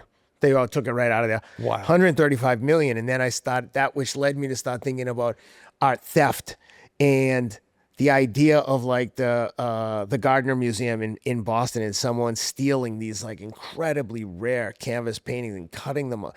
Just cutting. What about at the Louvre? Oh my God. But didn't they catch those guys? They caught them. Yeah. I don't know if they've caught all of them, but did they get the art back? I don't know if they got the art back. I just love the idea that someone wants stolen art. Like, I have this displayed like the Thomas Crown affair where you have it in your living room because you're a billionaire and you press a button and the painting comes down and it's exposed as like, yo, I've got the Mona Lisa here and everyone's looking for it, but I got it. Yeah. It's like, why would you want something stolen? Like, you can't, it's so famous, like the Gardner paintings. You can never show them to anyone. Everyone knows they're stolen, but somebody like is relishing the fact that they have them. Because for some people, just the action is the juice. Action is the juice. That's a quote from Heat. So I have a friend that just commissioned me for a piece of art, and he's like, dude, all I know is that I'm very inspired by this quote from Heat, and it's the action is the juice. And I was like, all right, let's get it on. I love it. It turned out great. I think about art thieves and bank thieves, and I'm like, dude, if I was to get into being a thief right now, you see all these rappers with their watches, like I think there's that big billionaire kid, Amdani or something, that had all the this. Indian? The Indian. He, I think, has like $1 billion worth of watches. Oh, yeah. That I'm like, guy's... go after those schmucks. I know. Anyone that's wearing that much crap on their arm, I'm like, why are you trying to steal from a museum or something? Yeah. Go after, I see freaking rappers. Do you know who Wes Watson is? Of course. The influencer. That guy's flashing all kinds of crap every day. I'm like, go after that schmuck. I don't understand the approach of those types of people that are like, there's no like delineation between fame and infamy. Like, I don't want to be hated, like universally hated. Like, that guy has his like super fans. But like the people that are talking about Wes Watson? Yeah. I'm fascinated by that guy. But like he has his super fans, but then you're like, do you even want to be friends with the people that are like admiring that guy? And then he has like rabid haters. And it's just crazy. Like, I don't want anyone to feel like he's just excited to have he just wants views. Yes. So all the people that are hating on him and That commenting, mindset is interesting he to me. loves them. He loves that. But I mean, speaking of He seems very insecure though. Very like insecure would be the fucking understatement of the century, Tyler. the century. He's deeply flawed. I'm sure he's gonna see this and want to beat me up. I To have which to I say- would say I'm very easy to find. The worst thing he could be doing is looking for people to beat up. He got arrested for beating that dude. Well, him I and mean, his boys. in Wesley's defense, you come down to a gym and tell me you're there to fight me, you should expect to get the shit kicked out you of should you. expect to get beaten. Yeah, you I come think in. that You guy came was here 7 looking feet tall, too. Yeah, he was big. I mean, Wes did beat him up, but I mean, if you come looking for a fight, you should expect one. Agreed. I tell my kids if you. I someone love tell- his message though. I should say before he seems to have gone crazy, or Yeah, he seems yeah, to. Have I think he's on drugs fallen into 'cause he's some lost too drugs much and weight. What seems to be prostitutes and stuff. But before that, he was just all about grinding and about then being of service. Yeah. I went through a whole workout for grind because I was like, dude, I'm following this friggin' nut that's like built his life up after prison. I thought it was a terrific example. I hope that guy he seems to be lost. Yeah, I definitely. messaged him one time. I was like, dude, do you know what I would do if I were you? I would like, it doesn't seem like you travel. Don't you want to travel? Yeah. Like what, like just going. He's like in a bubble. And he wrote back, he's like, what do you know? I was like, I'm pretty happy. I seem to have something you don't. Peace. Yeah. It's not even happiness. It's peace. You seem fucking pissed all the time. Yeah, you don't have to be angry all the time. You can be But aggressive. what a and still be fascinating character. I'd fascinating. love to interview that cat. Love it. I don't know. I feel like if you've heard one of his interviews, you've heard them all. I just would like to, I would be interesting just to have a chat with him. What would you want to know? Well, okay. I just want to know, where's this cat at right now? Where's this guy at right now? Has he lost his mind or not? That's what I would be trying to figure out. I mean, it looks like he's on some kind of, and I don't want to speculate drug, but some form of like upper because he's losing too much weight. And his whole persona was tied up in being a muscle man. Yeah. And being jacked. And he's not Yeah, he's jacked. not as big as he used to. No. And it was all like, I don't know. And he's got I get you about the being aggressive, but to me, when your whole message is stuff, have a Bugatti, have a this or that. I what a fool's errand. I was telling Only to be about the Flash. Yeah, I did an interview yesterday with Dr. Andy Galpin on the Huberman Network. You know, Dr. Andy Galpin has a incredible podcast about sports science and performance. And I said, having stuff isn't fun. Getting stuff is fun. Getting stuff is fun. When you get a painting and hang it up for the first time, it's never going to be better than that. Yep. And hopefully you buy art that every time you look at it, you're like, I like that. But not like you like it the first time you get it. Yeah. When you get a brand new car, if you were ever lucky enough to buy something like a Ferrari, that first drive, this car is mine. The next ride will never be as good. You can still love it. Like I love cars. When I get in my car, I love it. It's like, I mean, it's not a Ferrari. Yeah, a new truck is pretty exciting. Yeah, you get a new truck. It's got the best wheels. But after a couple weeks, it bang a curb with your rim. You're like, this car. Yeah. Right? And I always tell, especially young athletes and anyone that I've been in a position to like kind of advise / mentor, I say, listen to me, especially pro athletes with big profile. Of all the people, you don't need to waste money on diamond watches and diamond necklaces. Get them all fake. I'm just using Tom Brady as an extreme example. When Tom Brady walks into the bar, he can have on a free t-shirt and a pair of jeans. He's the man. He's the man. He's taking all the girls. He'd take whatever one he wants. Your wife, his wife. Like, Tom Brady's the man. Then you got like a Stephon Diggs who's draped in diamonds and this and that. Anyway, these guys, they have to have designer everything. I'm like, why? I mean, I get it if you like nice things, but every single thing doesn't have to be labels. You don't have to be dripped in like super high-end stuff. Like, you're already the man with your actions. Yeah. And the people that are going to like you or admire you because of your watch, newsflash, you don't want their attention. Yeah. If someone's going to like you more because you have a Richard Mille watch, like, do you want to be friends with that guy? Dude, when I worked for MTV, I went through this phase where I just wanted to wear helmet Lang all the time. And dude, I look back, I'm like, what a dumbass waste of money that was. But by the way, don't get me wrong. I love nice stuff, and I think you should I have wish I nice would have stuff. invested the But money. but when your identity is tied up in your stuff, Yeah, agreed. you're an idiot. Yeah, agreed. And especially clothes. Clothes come and go, and like especially the anyone stuff you're- that's most expensive will be out of style next year. Yeah. And everyone knows that's last season. Yeah. Art is yours forever. And it comes with a story, an interpretation. Like I have some Warhol prints, you know, like prints on paper that are like, they weren't cheap. Like a numbered thing. Yeah, numbered, signed by Warhol. Cool. I have New England clam chowder because I'm from Boston. Cool. I've got an original one of a kind It's a sunset. great one to have. I love it. Yeah. And someone's like, what do you think it's worth now? I'm like, I would light it on fire before I sold it. Yeah. I don't buy art or anything with the intention of selling it, maybe other than gold. When I worked at Cantor Fitzgerald in London, when I was negotiating a contract, it's a big story in the book, but they, at the time before 9/11, 1 year before, they had the largest private collection of Rodin sculptures in the world. Whoa. Dude, they had hundreds. So they had like a Rodin hand, Killer. a limited edition of The Thinker, 3 Shades. They had Gates Killer. of Hell. They had everything. And they were everywhere in the office. And I said to the guy, Leomatis, who was the CEO of Europe, wow. I said, dude, we were negotiating a contract and it was big. I was making a lot of money. And I was also on drugs. It was a nightmare.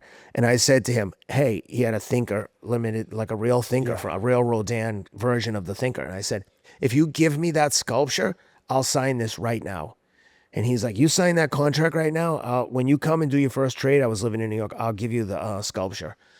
And I did my first trade and he gave me, like, for all I know, it could be fake. But the point isn't what it's worth. Yeah. The point is, to me, I have this Rodin sculpture that in my mind, it's real. Now, it might not be, but again, they had so many. He may have just been like, here's the real thing. I've never bothered to check. I don't want to know.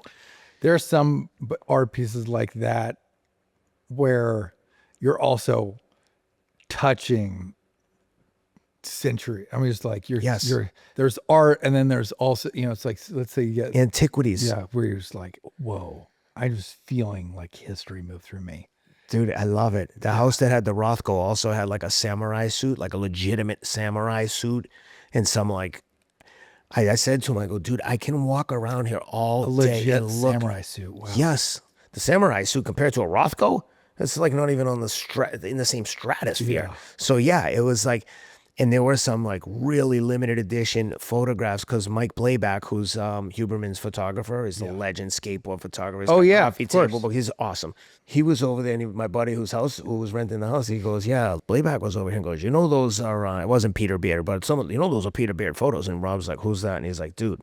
Killer photographer. All African photos, all African themes. It was fucking awesome. Killer. Who are your favorite artists? I like Miro. I think Miro is one of the greatest painters of all time. I like conceptual artists. I really love Marcel Duchamp. He's the one that did the urinal, and I think that was like the most clever thing. There's a photographer, and his name's Charlie White, and he does these incredible photographs of kind of like this, it's like a dinner party in Palm Springs and all these kind of Palm Springs colors. And then he creates this hideous, awkward monster in the middle of it. And they're all kind of having this incredible dinner party. And he has this creature he calls Joshua. How does he get the monster into the photo? It does a whole hires a movie making monster team and they create this monster, and then he's, you know, creates he sets up a party. Oh, so he casts creates this entire vignette, almost like you do a movie, but he does photographs. His name's Charlie White. Do you know him? I've never met him before. Okay. And I'm not even in contact with him. I've tried to figure it out. And then there is a photographer that I like. Her name's Catherine Brolin. She's married to Josh Brolin. Oh, okay. And do you know how many times people have watched my video and go, I didn't know Josh Brolin had a podcast? You look like him. I get it. Like, I don't know, certain angles, people are like, dude, Josh Brolin has it's the same thing every time. Josh Brolin has an Instagram under another guy's name? Yeah. She has this photograph of like a sheep that is incredible. Do you know Josh? I do. Okay, yeah, he works out with Laird and Gabby, I think, up at their house frequently. Dude, they're the coolest. The best. They're amazing. Well, I should say, I've met Gabby. I've never met Laird. Super nice guy. Gabby's awesome. Gabby is the best. What a legend. She came to my book event last night in West Hollywood, and she walks in. I'm just like, every time I would I have see her, come I'm to like, your book. Wait, was it? I know. Well, I'd love to have. production company. Jamie Horowitz at Omaha Productions and Wheelhouse Group planned it, and it was like I just flew in. They did everything. Cool. And I'm Amazing. like, I'm pissed because I would have loved to have had you there. I'm an idiot. You know what it was, dude? I've been overwhelmed. I was in London all last listen, week. Don't worry about it. I'm overwhelmed Would love with to have gone there. things, but I have a mentor. Yeah. His name's Trek Thunder Kelly. He's one of the most interesting people I know and have ever met. He spent a year of his life wearing one shade of blue. He spent another year of his life wearing a tuxedo every day to everything, including working out. He had shorts. And he like lives the life of an artist. And I was really inspired by him at a moment where I was getting tired of screenwriting and wanted to tell stories in a different, more immediate visual arts way. And he kind of changed my life. When I went to Burning Man with him and some buddies, and it was just like blown away. what is his like medium? He's got something called super pop. So it's like kind of pop art. He'll do like an image of like a Prada model with an Abraham Lincoln head. Different cool kind of things. Cool. He's got this one, it's like this, it's called The Indian. It's like, it looks like it's an ad for Prada. It's like, you know, someone's wearing a suit and it looks like something you would see Prada do. And then it's like an Indian head. With the headdress? Killer That's stuff. really cool. And is it a painting? He paints, but Is that piece a painting or a photo? It's a painting. It's a painting. Do you know, have you ever heard of the guy?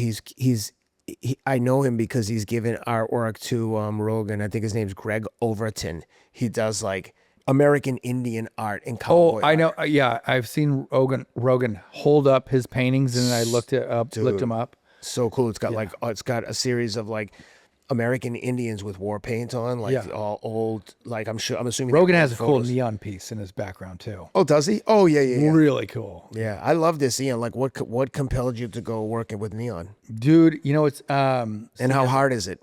neon is difficult. It's difficult to maintain. It breaks easily. There are issues with it.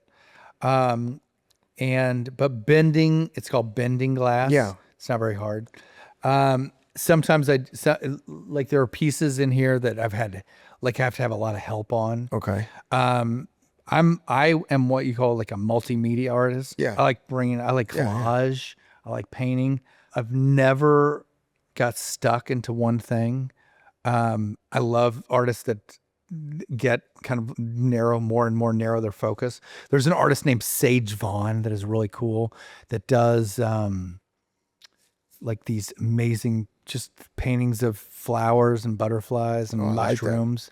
And you could pick a Sage Vaughn out from a mile away. There's a photographer named Michael Muller that does photographs of sharks. Oh, that's cool. Yeah, he's also a friend of Andrew's. Oh, because Andrew does a lot of like fair work with shark tanks and stuff, and trying to really cool photography.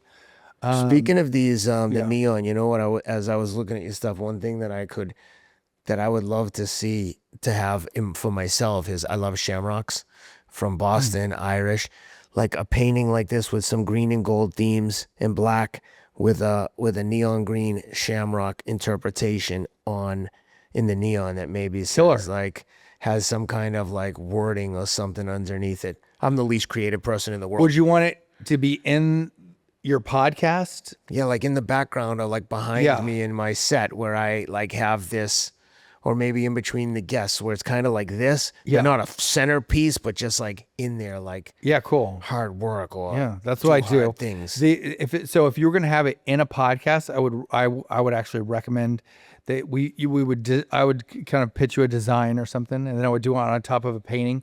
Yes. But I think it makes more sense if it's in a podcast.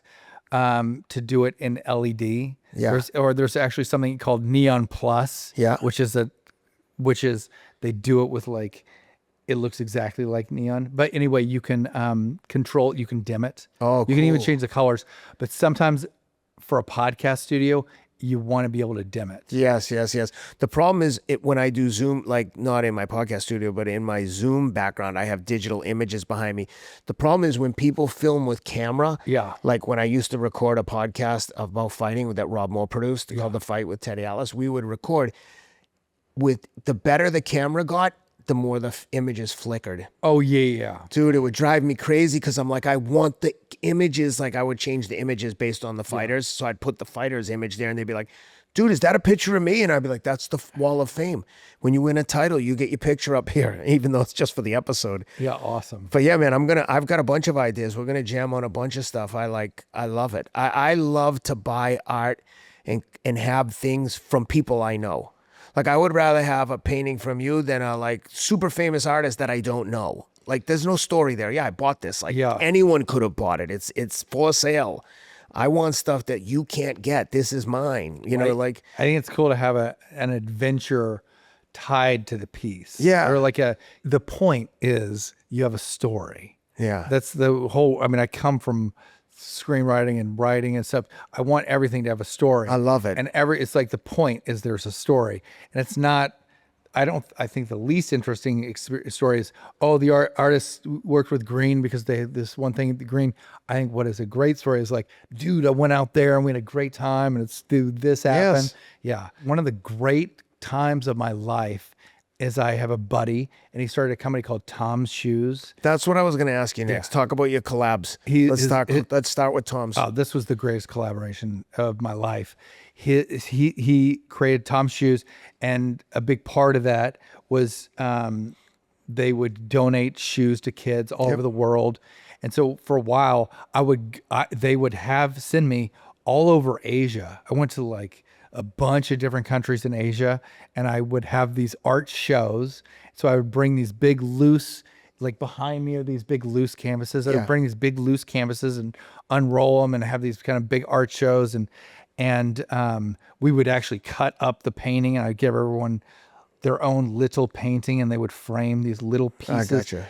It was like a really fun collaborative thing to do. And then I would also go, and there would be something called a shoe drop. So they would donate a whole ton of shoes to these kids in some small village nearby. It was changed my life. It was the coolest experiences of all time. And like I've just been lucky enough where I've been able to travel the world and have all of these adventures related to art. I went to Panama one time and like made a painting by having all these kids walk and paint and then walk all over this painting. So cool. I went to Liberia. Oh my God, Liberia is supposed to be one of the like gnarliest places on earth. Insane. It was I went with this group that was where we were like saving women from being Trafficked. not just, it wasn't even trafficked. It was just like being prostitutes in their area. Yeah. So they would pull them and they would it was the most amazing thing ever. In this like slum of slums, they would go, how much can we pay this kid, or pay you, so that this kid can go to school instead of being you making money selling her to the village. Oh my God. And killer stuff. Like talk about Jesus. ground zero. But they got all these girls in this school to dip their hands and then paint this big, huge painting. Coolest thing I've ever done, ever. So you're doing Tom. So were you painting shoes as well? Painting shoes. They had this like, my buddy Blake, the entrepreneur, had this moment where they had ordered, way too many white shoes. Yeah. And it was a big issue. So he had me hand paint all these 100,000 pairs of shoes. Holy cow. And I got this great commission too. It was changed my life. It was the best thing ever. Okay, and what about the Aviator Nation? I love Aviator Nation sweatpants for men. I love them, Dude. But only the unique ones, dude. They did like a Mexican themed like stripe. They were like it looked like a Mexican blanket theme. I know what you're talking about. I went in there one time a couple years ago to the one in Malibu. I'm like, hey, you guys had these like cool striped Mexican themed pants. I loved them, but I can't find them anywhere. They were in blue, pink, like the overall theme of them. Yeah. And they go, well, we got a lot of pushback for appropriation of Mexican heritage. I go, I bet they just sold out. No, the guy was dead serious because I was like, was? "Are you fucking serious? Like appropriation? They own the like patent on Mexican looking stripes." But it was like, I think that a lot of people get caught up in this like woke mindset where you're like, "Oh, I don't want to offend anyone." Yeah, of course. Like I always say to people, like, "Dude, you're responsible for your own feelings." Yeah. I mean, it's one thing if someone's being racist or like very offensive, but we all know what very offensive is, and there's another thing where you're like, you hurt my feelings. I'm like, I'm sorry, but I'm not responsible for you. You're responsible for you. I know what my intent was. And if you're offended, okay, let me explain to you. I didn't mean to offend you. This is what I meant. Yeah, but it offended me. Fuck off. Take up responsibility for yourself. Yeah. Aviator Nation is unique because it's a giant, first of all, it's a giant company, and it is the single vision of this chick, Paige Mykowski, that I think is maybe one of the great geniuses when it comes to just what colors can dance together. I live in these pants. Oh my God. When I'm home, it's the only thing I wear. I've got like 30. My wife will be like, you bought another pair of Aviator Nation pants. They make them in LA too. It's like I said to her, there's like the highest quality. I said to her, like, what do you care? I don't wear suits to work. What do you One care? suit would cost 100 pairs of sweatpants if I was still working in finance. I like what I'm doing now, and I like wearing sweatpants. And I like to your point, the colors always work. It always work. My kids, when they wear that stuff, they just look so much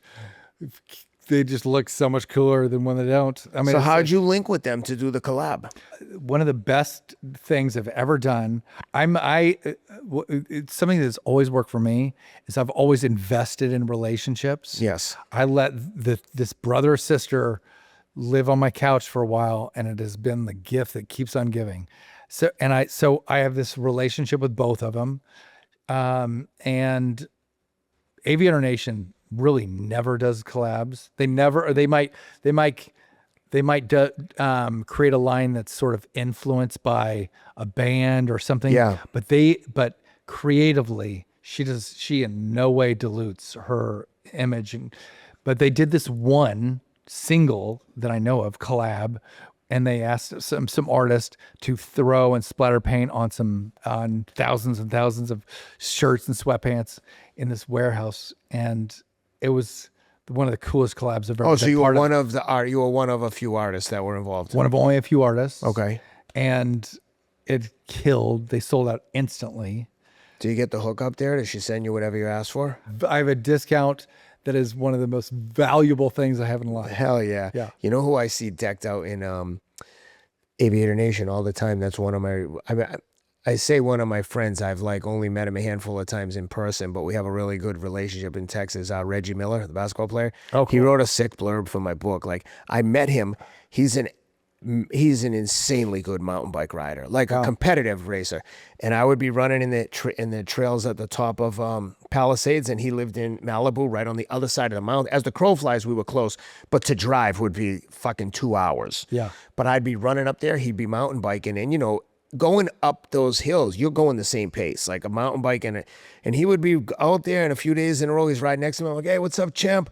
Reg, what's up? And then he realized, like, wow, this guy is crazy too. He's out here no matter what. I'd see him in the rain. I'd see him in the heat, the clouds, the cold. When you get a rare freezing cold day, and I'd see him all the time, and I'm like, Reggie. And then I don't know if he sent me a DM or I sent him a DM. We just struck up a friendship. And he would like run a race in Hawaii and be like motivated by my friend Ken Reynolds, tag me. And I'm like, I showed to my wife, I'm like, fuck, can you believe Reggie Miller knows I'm alive? I'm like, look at this. The guy's like, he admires me. He wrote me a great quote. He was like, if I'm walking down that dark alley with my life on the line, I'm picking Ken Ride out to go to war with me. He's a savage. Yeah, dude, it was awesome. But anyway, I see Reggie. That guy he either wears the freshest suits on TV or Aviator Nation or cycling gear. But Amazing.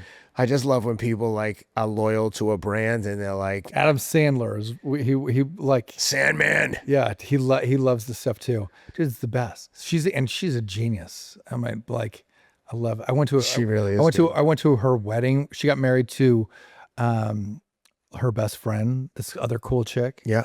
Jessica, and they had the most incredible wedding you could imagine in Mexico. No, it was in Mexico. It's like just the coolest thing ever.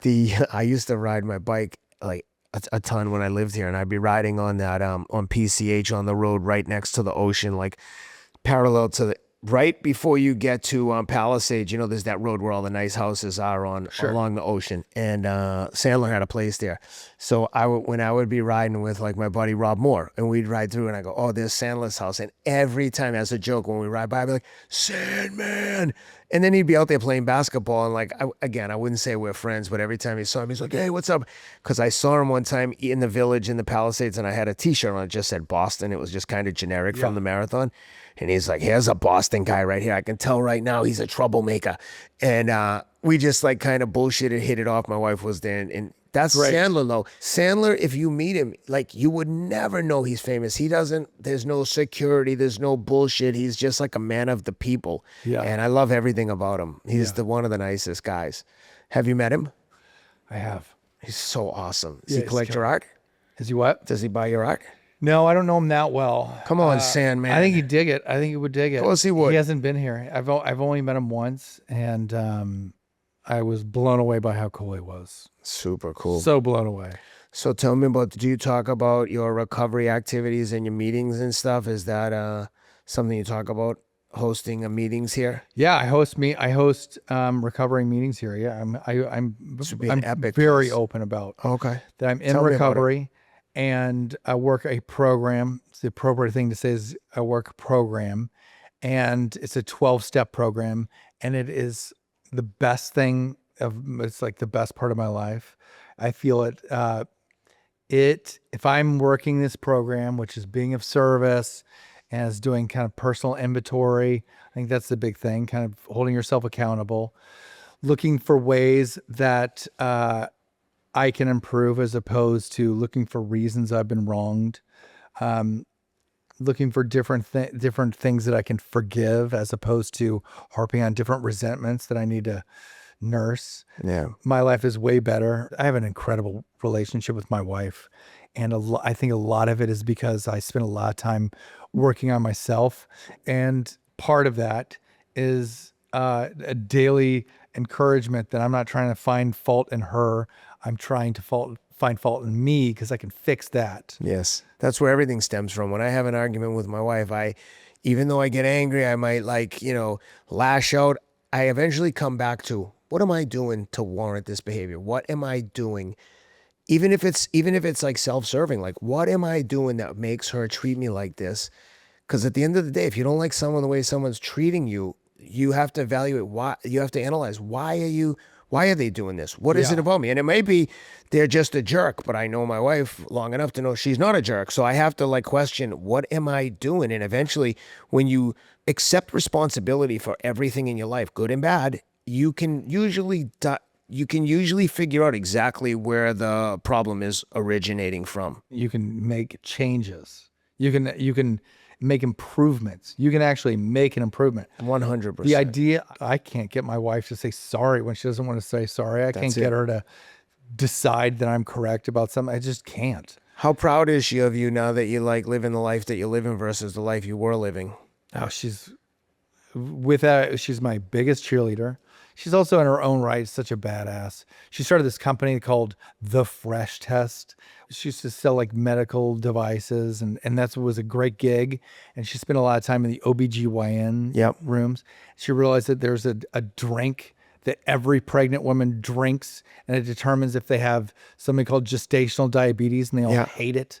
So she made a replacement for that. Oh, cool. And I think that she has found one of the all-time most obscure niches, and I think we're going to be it's going well. Oh, good. And then she has another project that she's preparing to unroll that I think it's great. So a big part of, I think, my happiness is because my wife is crushing it. Oh, that's awesome. Yeah, that whole happy wife, happy life. That's right. People feel like they're on their, that they found a purpose. It's massively meaningful. Yeah. So if someone wanted to come to the meetings that you host, can they come to it? Is it open to the public? Because I have a lot of people that follow that are in their own, that are sober people. Yeah, have them reach out Tuesday nights. Okay. To have them reach out. Tuesday night Ramsey in LA, Art. Ramsey Art. If you're in the program, come through. Come through. Dopest meetings in town. That's the word on the street. Yeah, amazing.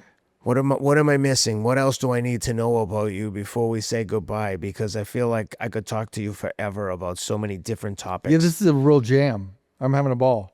I feel like if we were on a road trip together, I'd be like, did we even listen to the radio? Dude, I love it. I like, even just talking about art, I could keep talking about individual artists. I could ramble forever. And I know that people are going to be like, we don't care what you think, Ken. We want to know more about Tyler. Is there anything that we haven't discussed that you think that we're missing that people need to know about you, or that you need to let the world know about? No, there's nothing I'm trying to.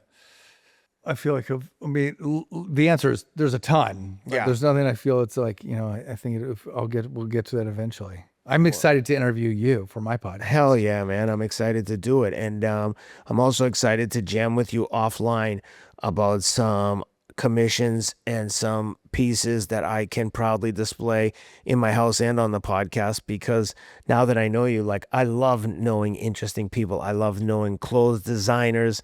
I love knowing artists. And one of my pet peeves is when someone's like, dude, my friend is Tom Brown, the designer, clothes designer, very famous guy. Yeah. And people are like, dude, you know Tom Brown? Do you get everything for free? I say, if you had a friend who was a house painter, would you ask him to paint your house for free? Or would you pay him a premium because he's your friend and you want to help him out? That's a great attitude. I think that's Because I would love to be like, hey, dude, I can display your art. Can you give me this stuff for free? But what kind of friend would want you to give away your way of the way you feed your family? Andrew Huberman came by. He's like, dude, I'm not trying to get a discount. I want to do this, and it's amazing.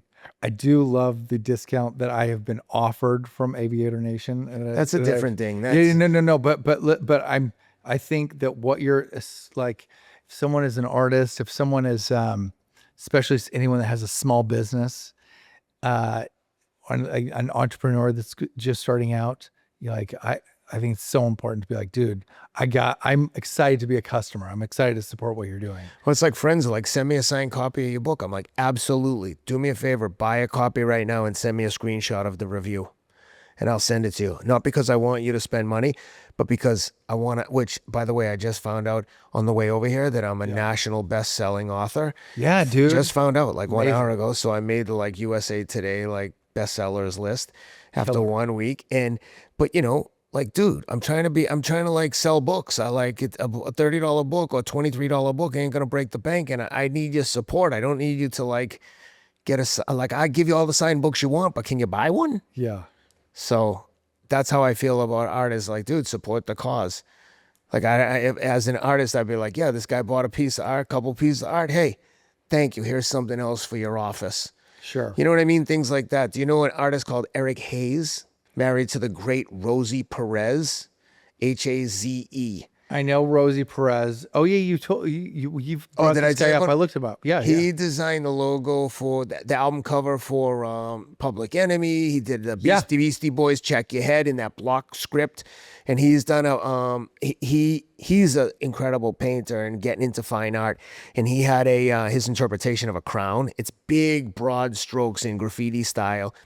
And I had a Formula One racing suit from Jos van Strappen, who's Max Verstappen's dad. Wow. I got it in Monaco in like 2001 at the Grand Prix, at the Monte Carlo Grand Prix. Wow. And I had it, and I was like, I'm not going to hang up a Formula One suit. I'm not that into car racing. Yeah.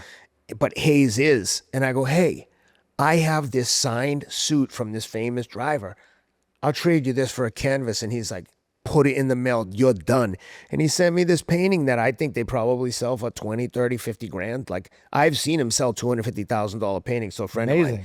So I got this beautiful canvas. But again, there's a story there. Yeah, what's up with that painting? Dude, let me tell you who that is and what that is and what it's like. I just love the story behind it. It has sentimental value to me beyond anything someone could give me for it. Cool, brother. So I'm excited to get your art and tell people the same story about the great Tyler Ramsey. Well, I'm excited to continue to champion this podcast of yours. Thank you, brother.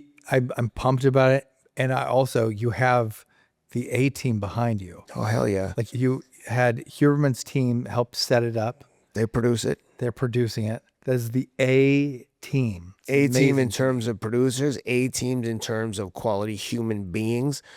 Mike Blayback has any picture that you see of me online that looks like a real headshot or an action running shot. Every single one Mike Blayback has taken. Really? You know what he's ever asked me for? Zero. Wow. He's like, hey, you're going to be out here. Let's shoot some photos on the beach. Hey, you're going to be out here. Come in early. I want to get headshots of you, this and that. This guy's the best. And every time they use him in magazines, I'm like, Rob Moore, make sure you the guy- credit Playback. They call him the Podfather. Rob Moore is the Podfather. He literally like pioneered the podcast industry with, I mean, it existed before him, but no one was selling at like doing brand deals with podcasts the way Rob has innovated. And now he's got the Senra Founders podcast. He's got Dr. Andy Galpin all on SciComm. Yeah. And the Other Side of Hard with Ken Rideout. Yeah. Cool. The like redheaded stepchild. I'm excited to cheer for you. Thank you, brother. I appreciate you doing this. And next time I come here, we're going to definitely turn the AC on before I get here. You could cook a fucking chicken in here on the desk. It's like the hottest day. It's the hottest day of the year in Los Angeles. Yeah. Punk Rock Sober is my podcast. Yeah, That's sorry. the thing I want to throw in. Punk Rock Podcast. RamseyArt.com. Ramsey Art is my Instagram. Yep. And yeah, I'm very passionate about the mission that I'm on with Punk Rock Sober. Thanks, brother. Thank you, man. Great meeting you. Thanks for being here. Boom. Dude. And thanks for letting me use your studio. Of course. Boom. All right, guys. I hope you enjoyed that conversation as much as I did. Please take a quick minute to subscribe to the podcast wherever you're listening. This is a new show, so subscribing makes a huge difference. Please also take a minute to give it a review and leave a comment on Apple Podcasts and on Spotify. You can also subscribe and leave a comment on YouTube. Again, this is really important for us, especially now since we're just getting started. Please also check out all of our sponsors. They make the show possible, and honestly, I love and use every single product we talk about on the show. You can learn more about me, this podcast, and also find links to purchase my upcoming memoir at theothersideofhard.com. My new book is called Everything You Want Is on the Other Side of Hard, and it comes out March 10th, available everywhere you buy books. Or again, go into theothersideofhard.com. There's multiple links there where you can find all the retailers carrying the book. Thanks a lot for being with us, and we'll see you next week.